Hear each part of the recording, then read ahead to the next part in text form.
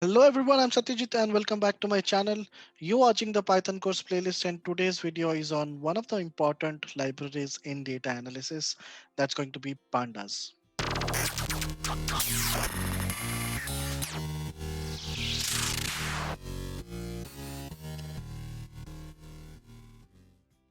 I hope you're already clear with the previous topics. If not, please go back to the videos in my playlist and study them. Link to the videos are already in the description below. If you're new to the channel, please subscribe and hit the bell icon to get notified on my future videos. Let's get started. So in the previous class, we talked about NumPy library, which is nothing but numerical Python. We saw what are the basic operations that can be done using NumPy libraries and all those things. Before NumPy, we have also covered in bits and pieces a lot about Python. And I hope if you are already in this particular video, you might have already gone through my previous videos, which were on data structures, file handling, exception handling, and all those things. And I'm pretty much sure that you might be having an intermediate level of experience or knowledge in Python. That's why you are here. So let's try to understand what is basically what exactly pandas mean and what importance it has in the data analysis field. Okay, now let's look at the particular definition which is written in the screen itself. Pandas is fast, powerful, flexible, and easy to use open source data analysis and manipulation tool. Okay, now obviously to install Pandas, very similar to the NumPy part, we have to use pip install Pandas. Henceforth, any library you would be working with in terms of data analysis, data science, be it sklearn library, keras, tensorflow, there will be n number of libraries you will be using in your career. So anytime you are using a new library, you have to install them. Pip install the library name. Similarly for pandas, it will be pip install pandas. Now once you're already installed pandas, then you will be able to see the library and you can easily write down the codes and fetch the methods and get started quickly, right? Now let's talk a little bit more about Pandas is quite a game changer when it comes to analyzing data with Python, and it's one of the most preferred and widely used tools in data munching or wrangling. Okay, Pandas is an open source, free to use, and it was originally written by Wes McKinney. Okay, let's let's let's talk about Pandas from the practicals point of view. Let's jump onto our data set, jump onto our notebook, and see how to get started with Pandas and how to check the various methods and obviously how to get started. That's the main thing, right? So just quickly go through these particular points which are mentioned on the screen. Used to handle the data for single and n-dimensional data structure, creates powerful data frames. We'll talk about what data frame is all about. Data frame is a two-dimensional array used to store data, whereas series is one-dimensional array. So let's see more practical use of pandas. As usual, I have jumped onto the notebook part and we'll directly see what exactly pandas does to a particular, like what exactly is the meaning or the importance of pandas. Okay, now using pandas you can definitely read a file because that's why it was invented for data analysis activities. So the very first thing I will show you is how to import pandas library, then I'll show you how to read a file. So import pandas as PD. So if you don't want to use alias, it's okay, but you have to use pandas in each and every line. Now I'm quite familiar with PD, so I'm mentioning it as PD. So PD is going to be an alias which I will be reusing in my future codes. Okay. Now just go back to the previous class. I would say 2 to 3 classes earlier, I talked about file handling, right? So when I was talking about file handling, I told that these are some of the operations which are done in file handling, how to read, write, and execute it. But I told that most of part we will be covering in the pandas part because ultimately our goal is the data science part, right? So today's the session where we will talk about how to read a file, how to access, and various pandas operations. So I think it's exciting. Let's get started. Okay. So I have already read pandas. If there is no error, that means my pandas importing is successful and my pandas is installed successfully. Okay, so the very first step is going to be, I'm going to create a data frame. I'm going to read a CSV. So df equals to pd.read CSV. So just ignore the df part. So I'm just calling pd.read CSV. Now what CSV I'm going to read? So you can see in this particular location, I have this particular file, churnmodeling.csv. So I'll just pass churnmodeling.csv. Okay. Now, if you are working with Excel sheets, you will have to write down read underscore Excel, xyz.xlsx, or whatever extension you are working with, XLS or XLSX, which is fine. If your Excel sheet has multiple sheets, like internal sheets, because one Excel sheet will have multiple internal sheets, right? So in that case, if you want to just use a particular sheet, you can use sheet name equals to, uh, let's say you are working with page one. Okay, something like this. And once you call this, your using pandas library, we are able to read the file. Now, when you're reading the file, you have to store it somewhere, right? Because ultimately we are reading the file to see the data, to analyze it, and do some activities, right? So for that, I have to define df equals to pd.read. Now for the time being, I'm just commenting it out because in our case it's CSV file. So I will be doing df equals to pd.read CSV. Let's run this program. Now, by default, when you are reading a file in Pandas, it creates a data frame. Okay.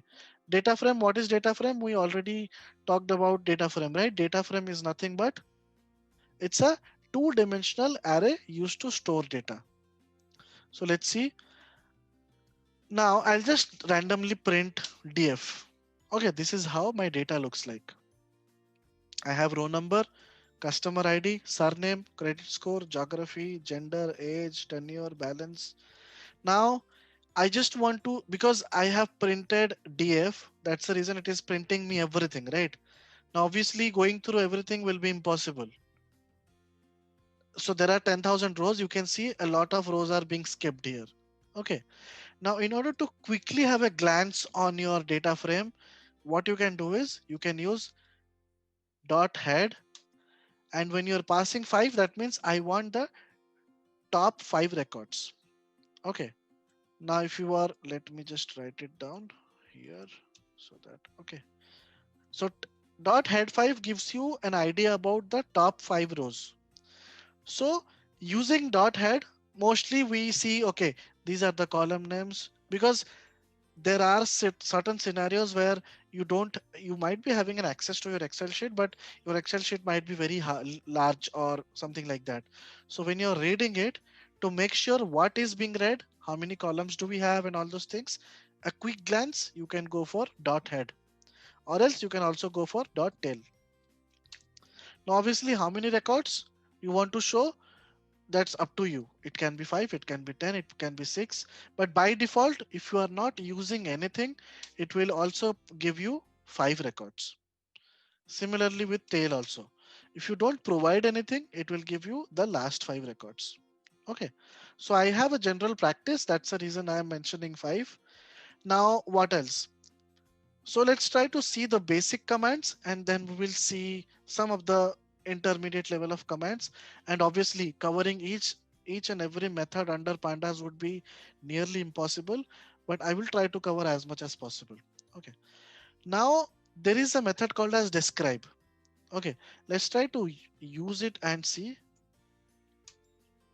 You can see, let me just call this one. Okay. So describe gives me, it's kind of a, it gives me a statistical analysis of each and every column. Okay, so obviously the output of this will not be having, you can see row number, customer id, surname is not there, because surname is a text field, right? It's a string. So we cannot get statistical values out of it. We cannot get the mean value of a string, right? We cannot get the maximum value of a string. So that is the reason by default describe method ignores your categorical data. So this is going to be your categorical data: surname, geography, gender, and I think we don't have anything else. That's it. Okay.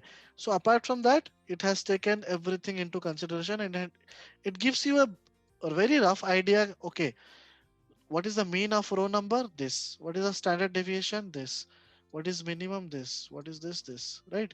Similarly, obviously this information is not relevant for row number because row number is a randomly generated number.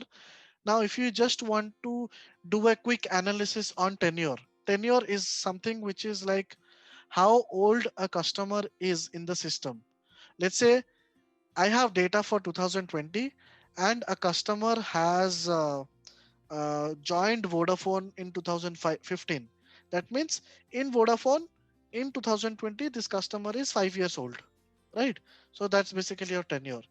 If I quickly want to see what is the mean value, five is the mean value. So on an average, people have stayed in the system for 5 years. Okay.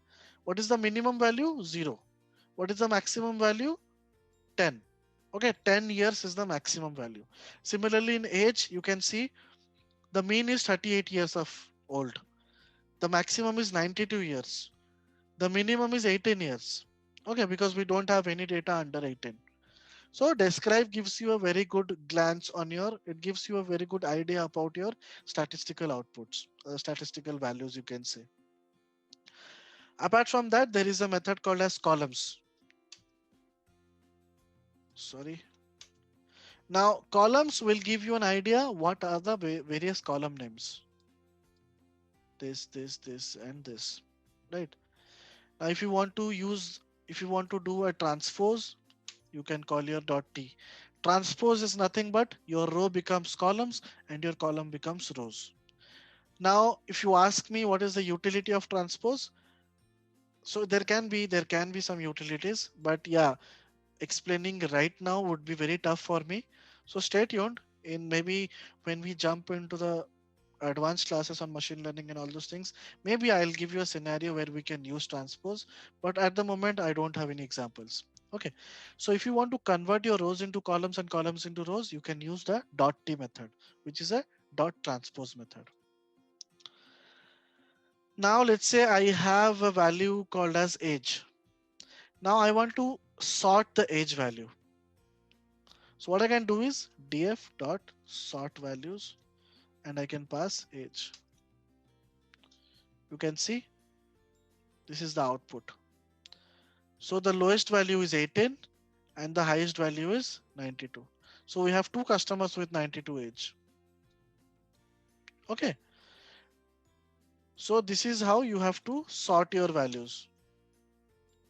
Sort your data frame based on age. Similarly, based on other fields also you can do it. Apart from that, what else? Okay, let's say I want to create a new column. So I have, for the time being, I have 14 columns. I want to create a new column. Okay, and the new column will be exited.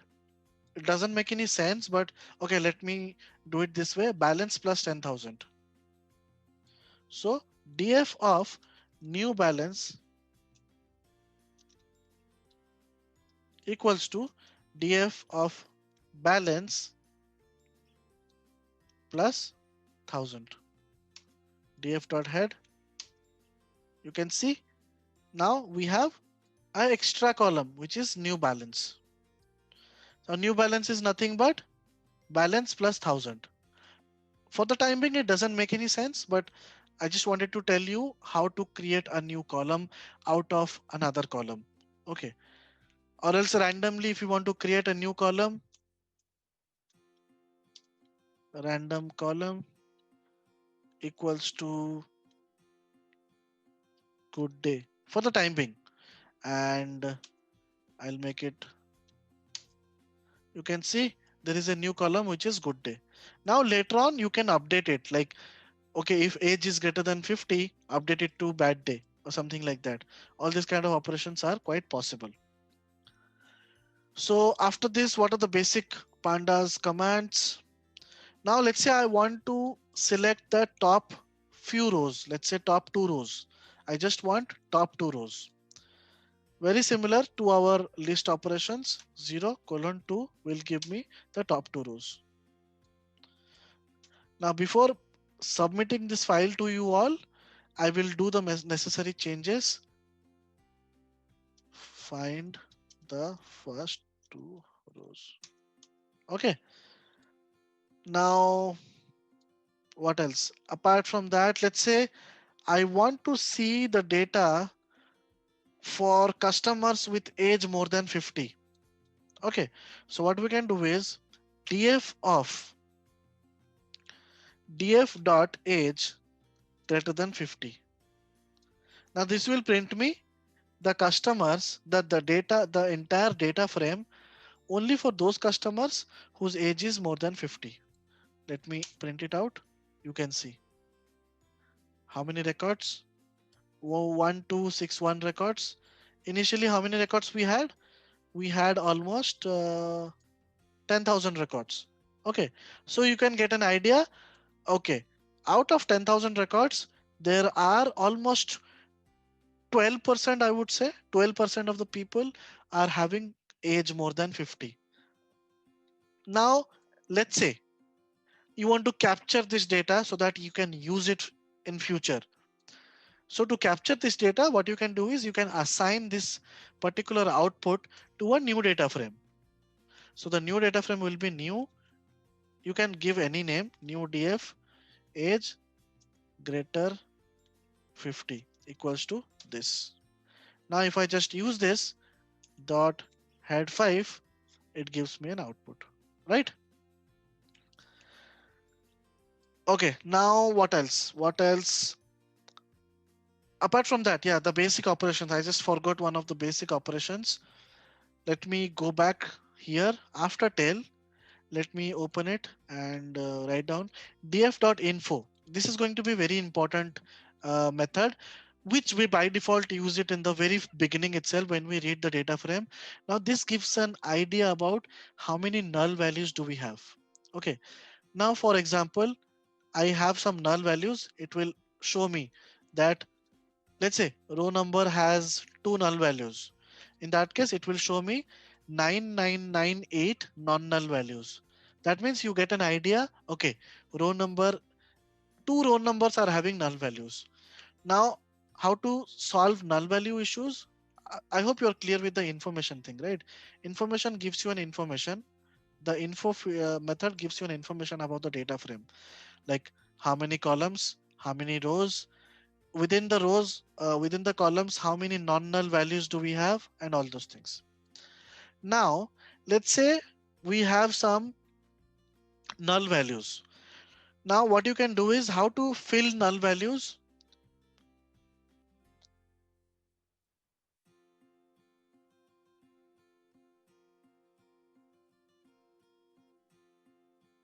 Yeah. So let's say I have this column age, df of age dot fill na. You can use this 10. Df equals to this. If you do this,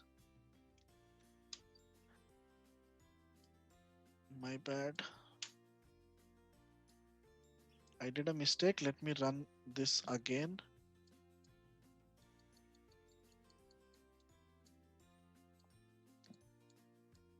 Okay. You can see what I have done is df of age dot fill na 10. That means wherever I have a missing value, I'm filling it with 10. Now, obviously, there is no such logic as of now. I haven't used any logic, but yeah, when you enter your machine learning and your data science journey, you will be understanding based on your statistical knowledge, you will be able to understand which value to fill in. Shall we fill in a mean value? Shall we fill in a random value? Or what should we fill in? Okay, so I'm not going with the logic right now, but I'm just showing you how to fill null values. Okay, this is one of the commands. Apart from that,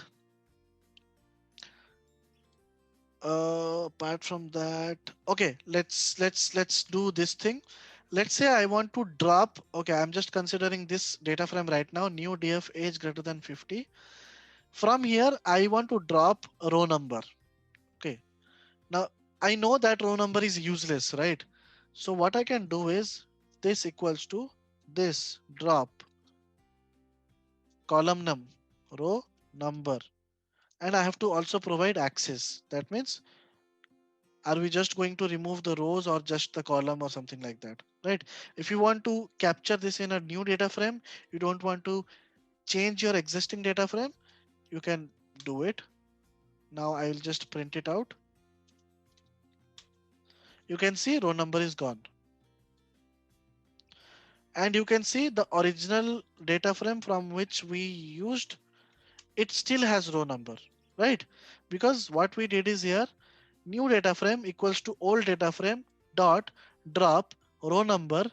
That means row number is my column name, axis equals to 1. Okay. Apart from that, there are some of the numpy operations as well on data frames. Let's say numpy.sqrt apply. Okay, numpy is not defined. Let's define numpy. It's always advisable to you import your libraries in the very beginning itself.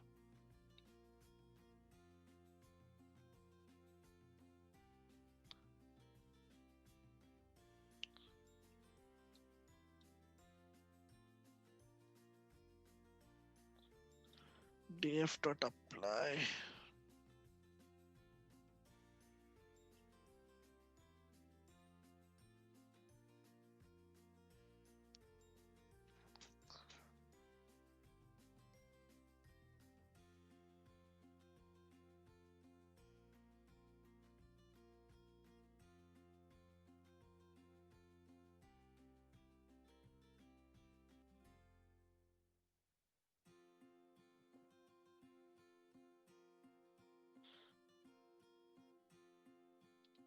I think we there are a lot of columns. Let's do this way.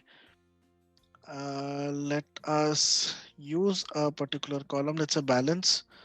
So what I'll do is df of balance. Let me give it in braces. Let's say balance is greater than equals to 1000. On only for those cases, I am applying it as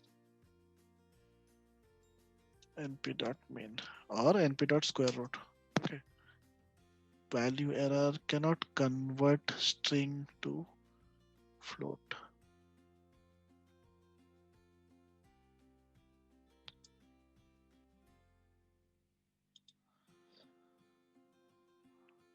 Okay, let's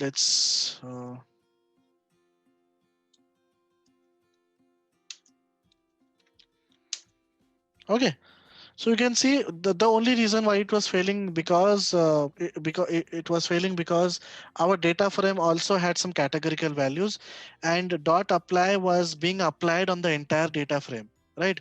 And this was a mathematical operation, obviously, which will only be applicable on numerical columns, not on categorical columns.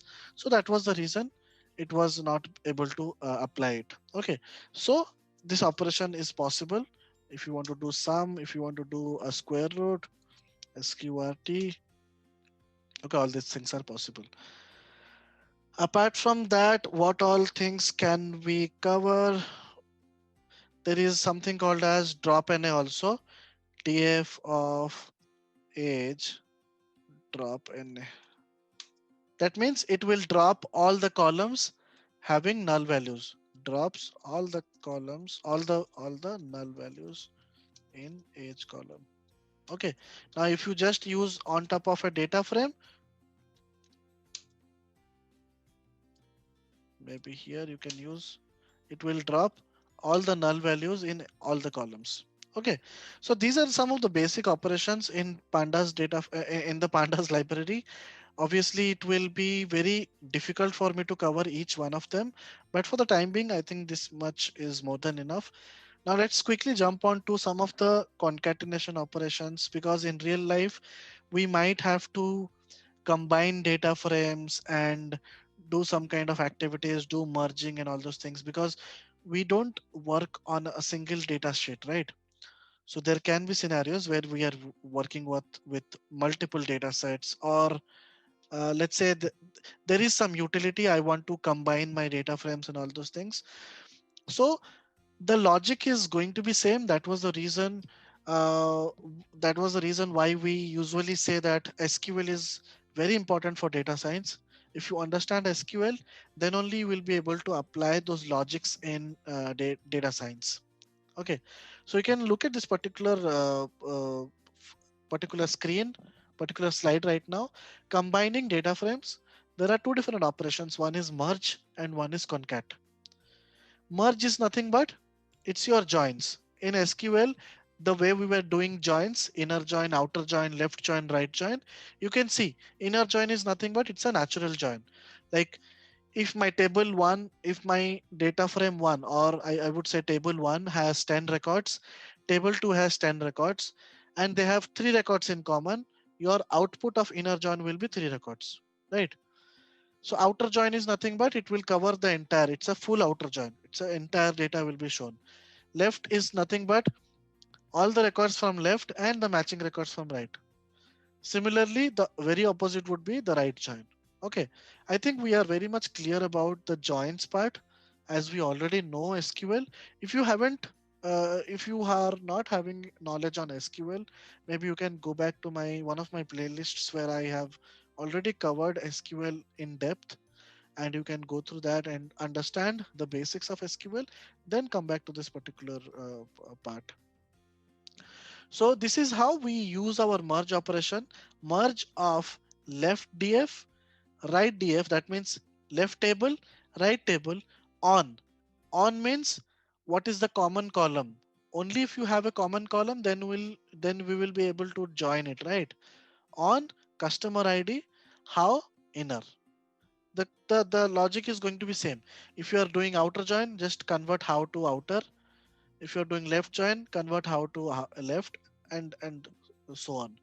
Now what is concat? Concat is nothing but if you have two data frames, let's say 50 records and 100 records, you want to concat it, you want to merge it, you want to convert it into a single data frame, so your output will have 150 records. Okay, let's try to see the basic examples. I will just create a markdown. Basic concat operations. Now I don't have two data frames right now. Like I don't have two data sets. So what I'll do is I'll just create two data frames. I'm just importing it again. df1. I'll name it df1 because for our simplicity. pd.dataframe. So I'm creating a data frame.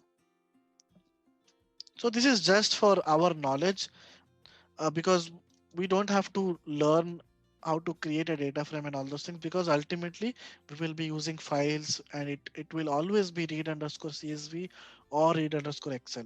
Okay, but there would be some cases for our understanding you might have to use your pd.dataframe method, or else let's say your type is something else. Let's say you have created a list or created a dictionary, that for simplicity you want to convert it into a data frame, then you can call your pd.data frame and pass your list, so your list will be converted into data frames. Very simple. You can try it on your own.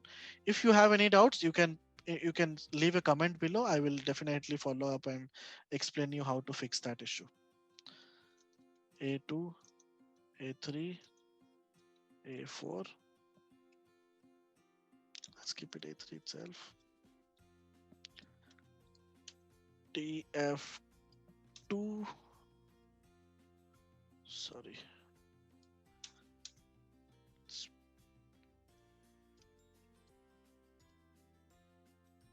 Let me copy this entire thing.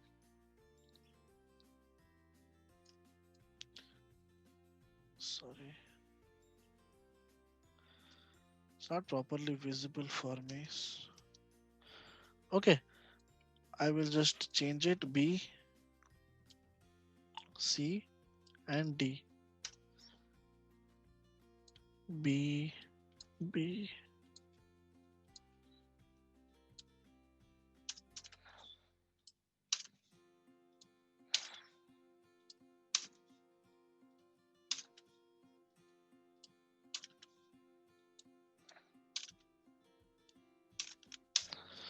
Okay, running fine.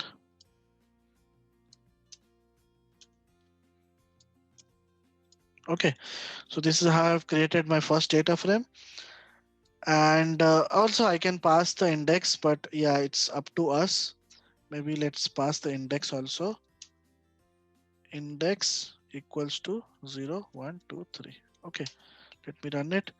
Simple. I will just copy paste it. I will create another data frame, which will be, let's say, A4, A5, A6, A7,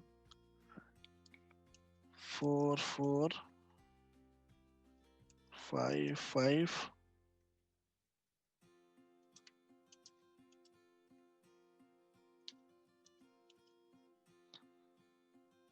Okay, and index, let's make it 1, 0, 1, 2, 3, 4, 5, 6, 7. Okay, now let's say I want to concat these two. What we can do is frames equals to, I'm just converting into list, result equals to pd.concat. So we have a method called as concat under your pandas library. pd.concat frames. Or else if you are not comfortable with this particular step, you can simply call your df1 df2. Okay, if I just print result, this is how it will look like. So I have four columns A, B, C, D. This is my column. These are my values. That means I have four records. Here also I have four records. Indexing is done 0, 1, 2, 3, 4, 5, 6, 7. So 0, 1, 2, 3, 4, 5, 6, 7. Okay, this is how your concatenation works. Now if you want to merge it,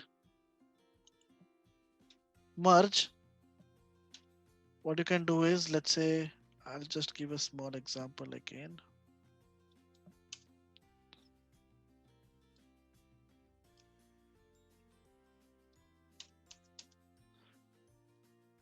Let's say I will name it as E, F, C, G. Okay, so C is the common column. Let's not provide index for our simplicity. Merge df equals to merge df1 df2 on equals to, let's say, C is the common column, and let's give something C0. Let's give it C0, C3. Okay, something like that. On C, how equals to inner. Okay, pd dot merge, my bad. Okay, now if I just print merge.df, this is how it looks like, because it is doing a inner join. So inner join means, if you go back to the particular slide, inner join means it's a natural join. Only the common entries from both the tables will be shown. So what is the common entries? Here in the df1, we have C values like C0, C1, C2, and C3. df2, we had C0, C3, C6, and C7. So what are the common values? C0 and C3, right?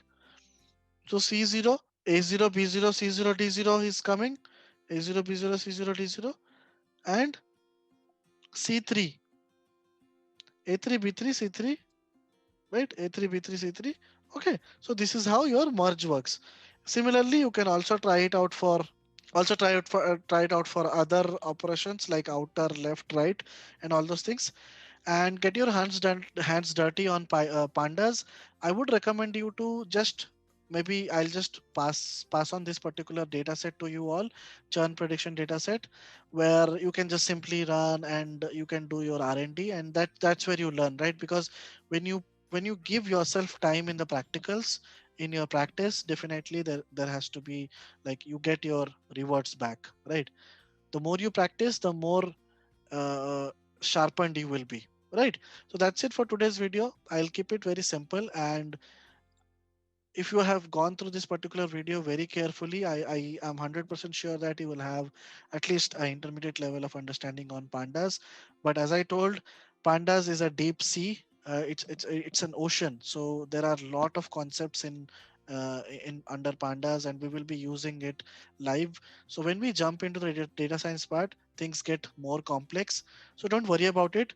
It is a learning which we will be getting slowly, right? It's not like we just read about pandas in just 1 hour or 2 hours and we get it. So it's not like that. So let's keep it simple. Just try to practice what I have done in this particular slide, in this particular notebook, and that should be more than enough. Thank you guys. Please like the video, share among your friends, and subscribe the channel and keep supporting.